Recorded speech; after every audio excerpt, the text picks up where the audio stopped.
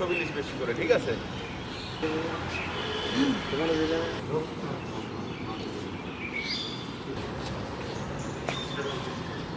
আমি এবং পুলিশ পরিদর্শক তদন্তের নেতৃত্বে মাদক উদ্ধার অভিযান করাকালে 23/6/2025 তারিখ রাত্রি 2 ঘটিকার সময় আটঘরিয়া থানাধীন চকতারা বাসা গ্রামে পাকা রাস্তার উপরে চেকপোস্ট ডিউটি করাকালীন একটি গোপন সংবাদের ভিত্তিতে একদন্ত এলাকা হইতে আগত একটি সাদা রঙের প্রাইভেট কারকে সিগন্যাল দিলে তারা গাড়ি স্লো করার পরে পুলিশের উপস্থিতি দেখে তারা দুইজন পালানোর চেষ্টাকালে আমরা একজন মাদক ব্যবসায়ীকে আটক করি এবং ওই গাড়ির ভিতরের পিছনের সিটে 3টি ব্যাগের ভিতরে লাল পলিথিন এবং সাদা এলাস্টিক দিয়ে মোড়ানো 3টি প্যাকেটের ভিতরে 25 কেজি গাঁজা উদ্ধার করি।